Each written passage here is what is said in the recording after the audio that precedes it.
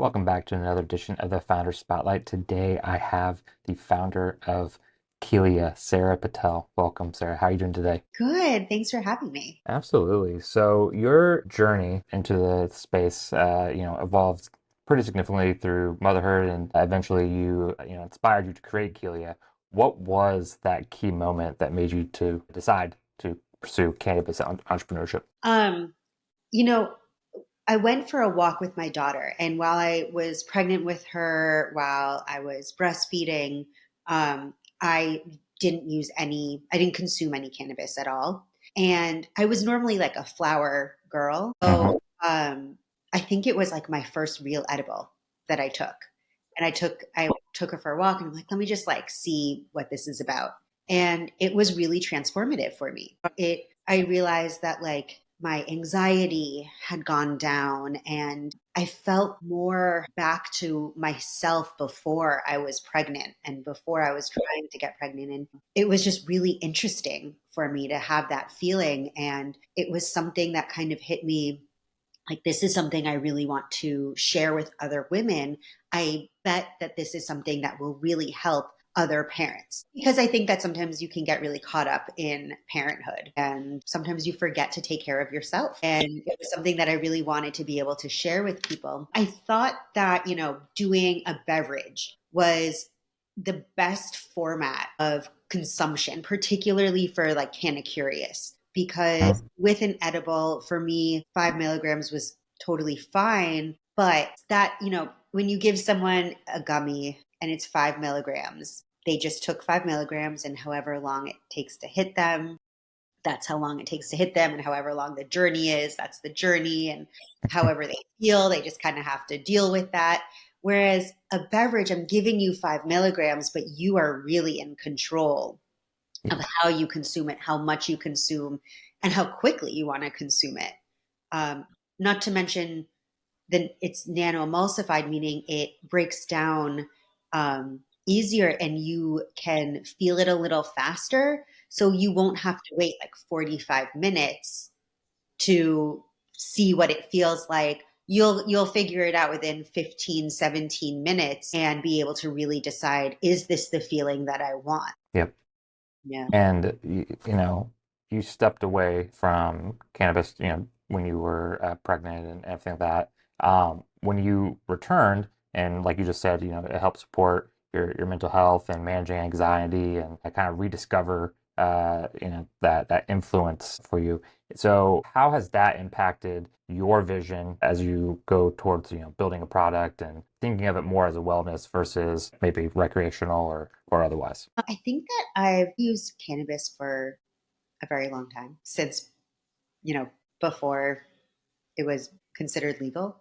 And it was something that I never understood why it was illegal. Watching people struggle with alcohol abuse I never really saw anyone struggling with cannabis abuse. Not to say that that doesn't exist, but I just never really, that wasn't anything that I ever experienced or saw. It was really like you saw people really change when they were drinking alcohol and not while they were using cannabis. So for me, it was like it's always been something that was kind of mental health. And it's always been something that I thought was such a pure and natural product. So it was really easy for me to kind of put it together and make it about health and wellness and make it about mental health because it's something that I literally had always believed in while I was from high school, knowing that this was something that actually made me a calmer person and actually made me happier. And you don't use it and then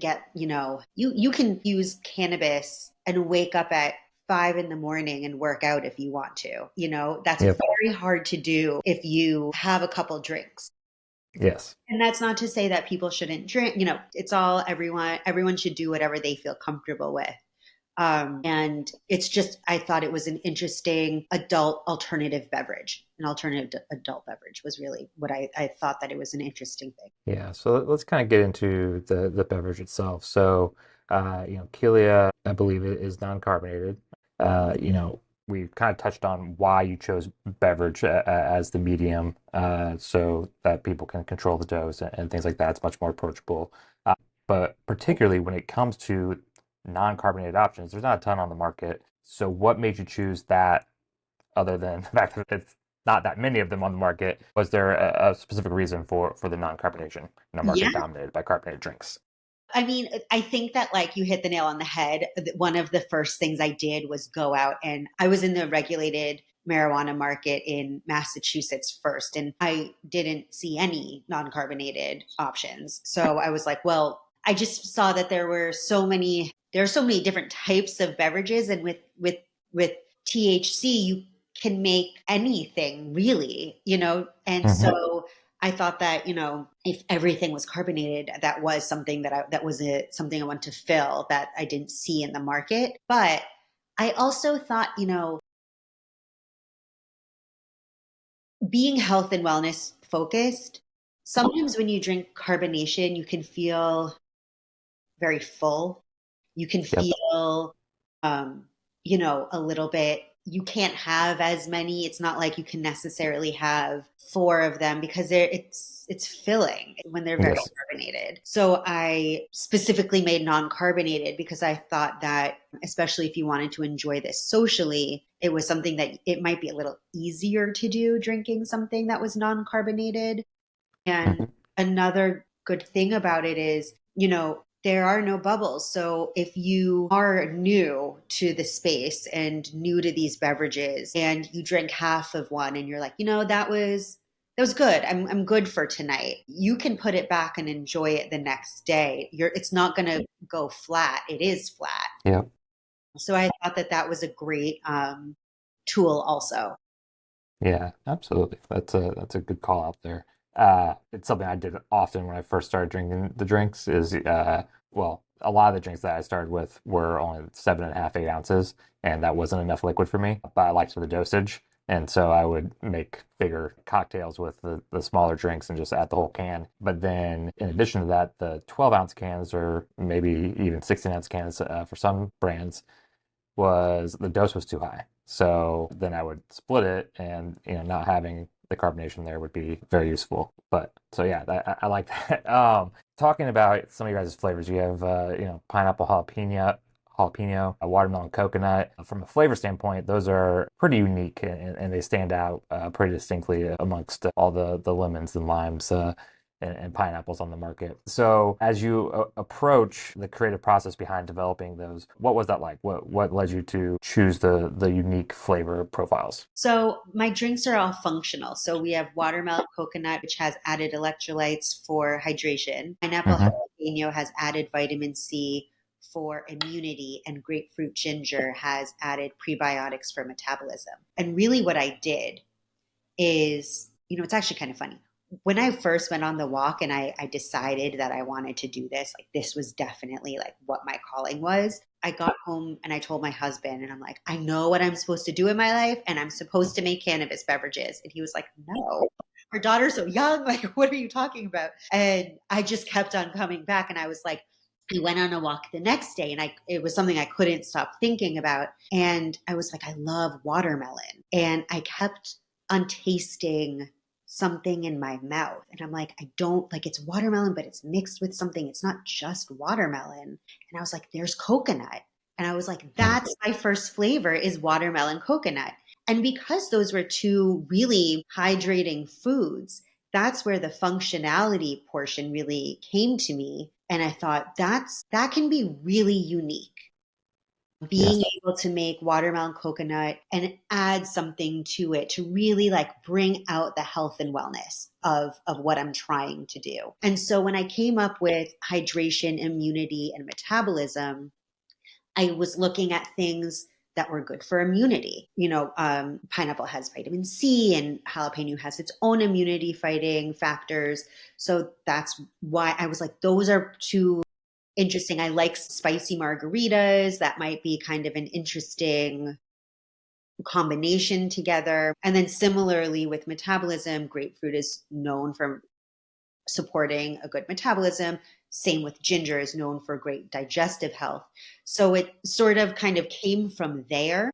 And then we worked with a product developer who was able to really bring these flavors to life for us, which was probably the most exciting part of all of this was before having a product, being able to watch this vision coming to life, whether it be the flavors or the branding. That was just the most fun, magical time of this whole process for me. That's something that I haven't asked many people this, so you'll be the first person to get this question. But what was it like the first time? Obviously, you were in the regulated market first, but what was it like the first time you went to a dispensary, an account that was carrying your product, and you just saw it up on the shelf? It was crazy. It was crazy. The one of the best, well, the first, there's a dispensary right, by us. And as you mentioned, I was in the regulated Massachusetts market, so I went there just to kind of check in. And Hmm.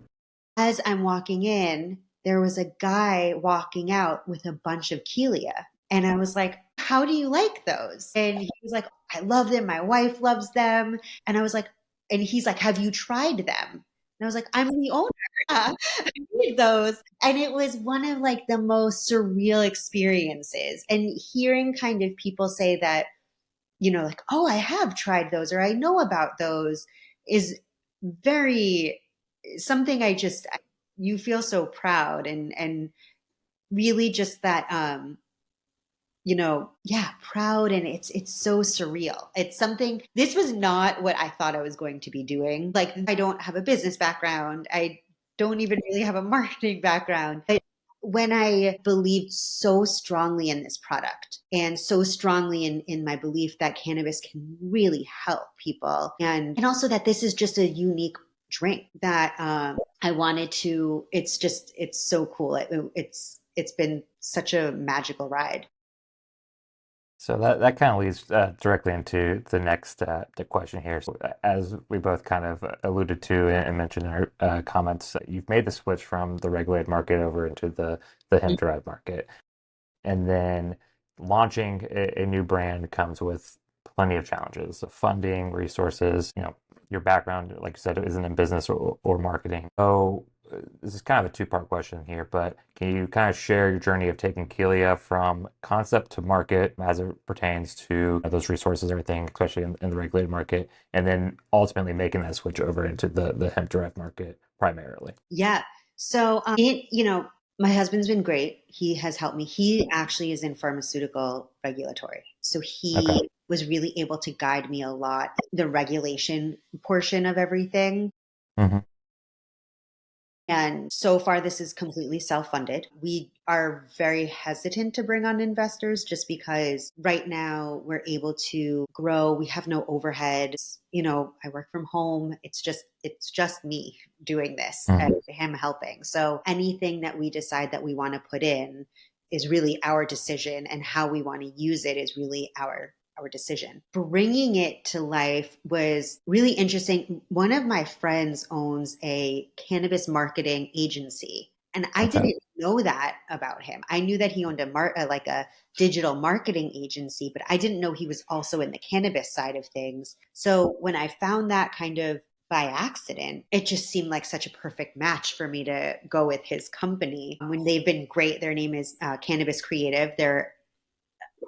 They threw out this process, and they're such amazing people. So bringing it to market was hard. We worked with different salespeople, kind of like a company that came into Massachusetts with sales, and they helped me with pop-ups, which was I'm grateful for that because I wouldn't have known what to do. This is such a different sales tactic than anything else that you think of. When you think of a product, you think you can advertise to people and you can, there are different ways of getting it out that you have a product out there, and don't really have that in the cannabis market, or at least in the regulated Yeah. markets. So that can be very tricky. So I learned a lot on how to best get your name out there to different dispensaries and most importantly to your consumers. But at least in the Massachusetts market, the way beverages thrive is by people buying in bulk, Yep. stores buying in bulk particularly. And you can't really do that in this market because there are so many drinks and there's very little space to be able to store them. There are regulations on storing things. You have to put it in a vault. That's, so people and beverages isn't the big money maker. Flour is. And beverages takes up the most space. So they're not trying to bring on tons of beverages when they don't move as quickly as flowers or other edible products. I just sort of saw this, it's going to be really difficult for us to get past the small business phase. And so that's really where the pivot to hemp happened, was I just saw more opportunity in the hemp world, Yeah. and a community that I thought was a really fun, and a community that wanted to help. Everyone is sort of like in it together. We're all kind of trying to figure this out, and regulations are changing every single day. I don't know if you've heard of the Hemp Beverage Alliance, but just being part of that has helped so much, because every other Tuesday you jump on this call and things change like that. And I'm Yep. not someone who understood, like I never thought I was going to be like watching bills as like, see what bills pass as like what I was going to be Yeah. in my future. But it's such a necessary thing to do. And the HBA helps tremendously with everything. Absolutely. Yeah. Shout out to the Chris and the HBA. They sponsor they sponsor the newsletter. So shout Absolutely. out to them. Absolutely. So you mentioned earlier that all of your products are wellness products. They're all functional in some capacity, and you guys have minor cannabinoids like CBG and THCV in your products as well, correct? We actually just took, Oh, you just took them out. Okay. speaking of regulations, Yeah. God, that was like such a bummer, and like probably like I like cried about the decision. But CBG is fine, and I might Hmm. be using CBG. It was THCV that states just couldn't wrap their head around, that it wasn't psychoactive, and they considered it to just be like Delta 9 THC, or just outright banned it. Some states just said like we aren't going to deal with this. That was like the biggest bummer, because I thought that working with THCV was just the best. I loved working with it. I think it's the most unique cannabinoid out there. Just being like studies are showing it being a stimulant and appetite suppressant, just everything opposite of what you think of when you think of cannabis. You think of like going to sleep and getting really hungry. And then there's this cannabinoid that's like, it could wake you up and like up your metabolism. It was just so cool. And I'm hoping one day everyone, the states will kind of come around and see like, okay, like it's not Delta 9 THC, it's not psychoactive, it's just a cannabinoid like anything Yeah. else. So we did have our cannabinoids, but rest in peace to them. We had to take them.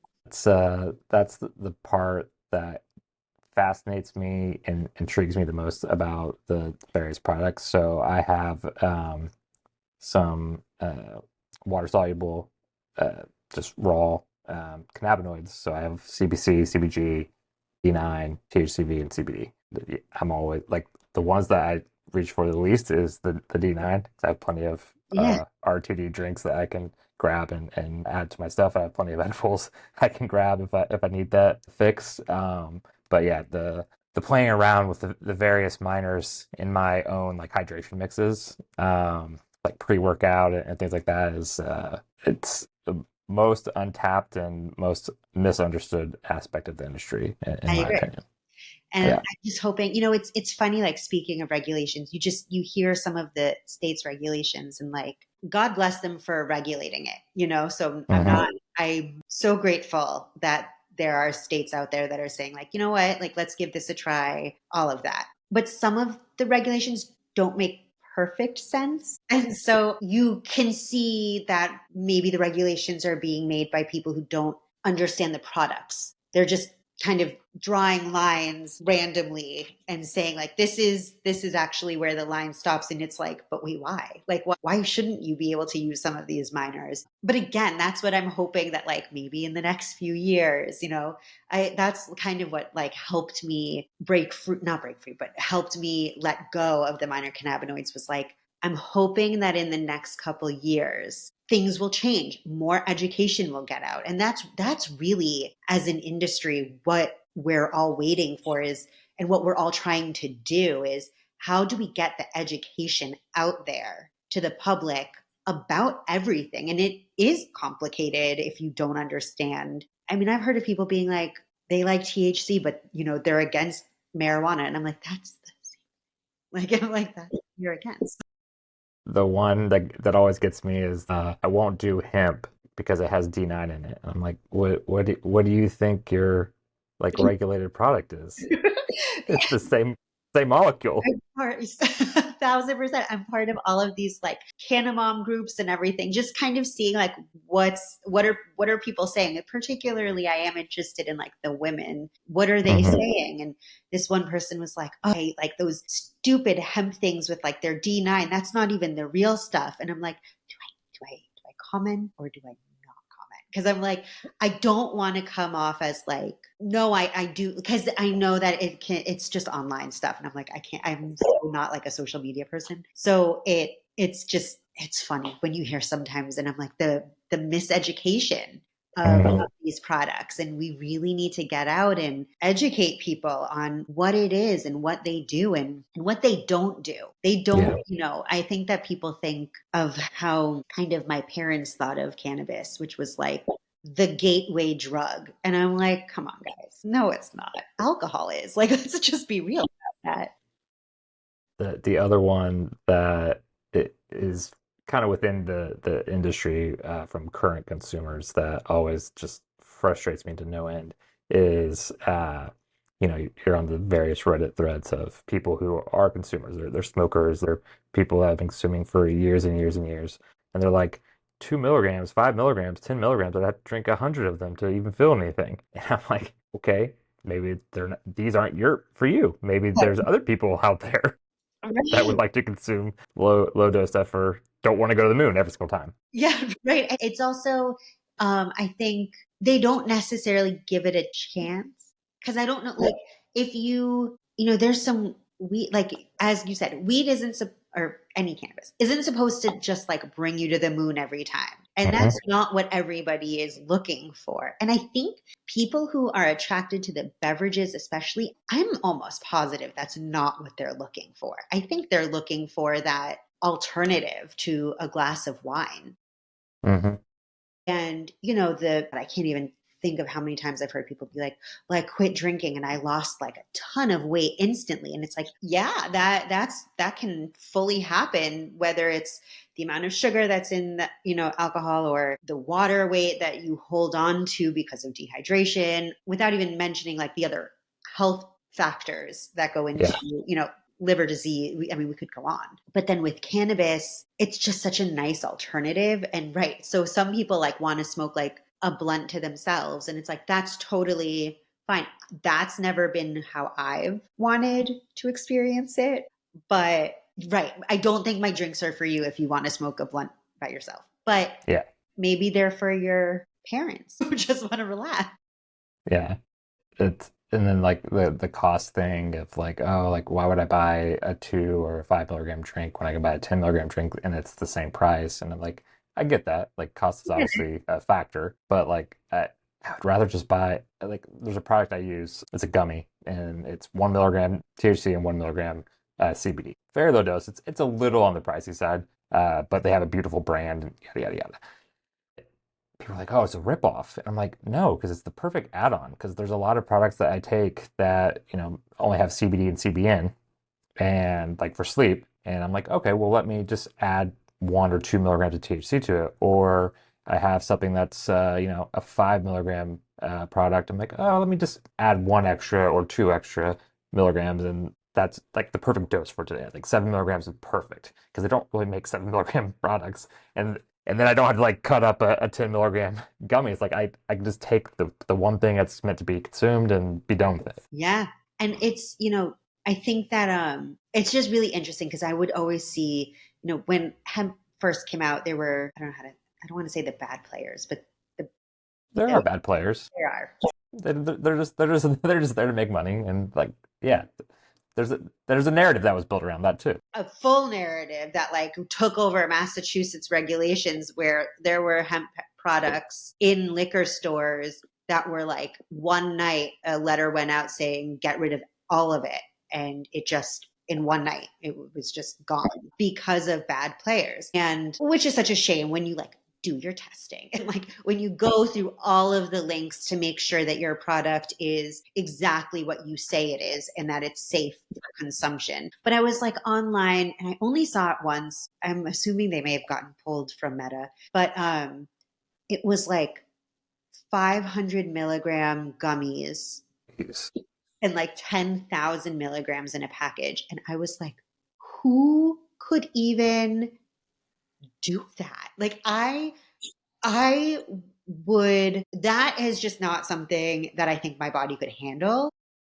Hmm. And I consider myself like a nice, I think I have a pretty good tolerance. Yeah. Not for 500 milligrams though. And so I think that there was like, there is a consumer for that. I think that's not what my drink is marketed for. That's not who I really think that the being in liquor stores is so helpful because who our market is. And I think that this goes for everybody in the industry are people who maybe their wife is trying to cut down on drinking. Maybe they're trying to cut down on drinking. Maybe they're going in and they want to bring, they want to get a bottle of wine, but they also kind of want to maybe try something a little different, or getting the seltzers to go to a party and realizing like, oh, wait, maybe I can try these seltzers and these drinks. And I think that we really do go hand in hand with the alcohol industry. They already Yeah. have a built in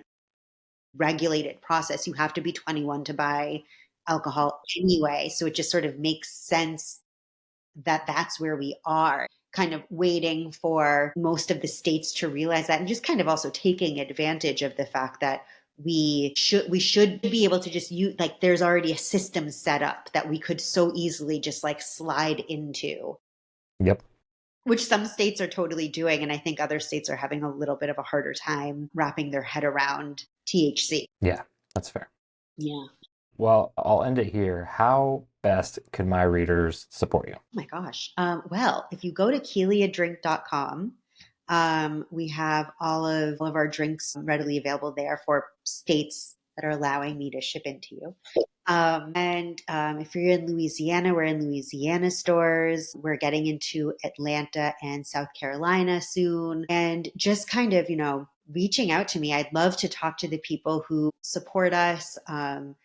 I supporting me online at Kelia Drink, Instagram, tagging us, all of that. Any way that you would support anything else would be so welcome, and very, very grateful for any of my followers.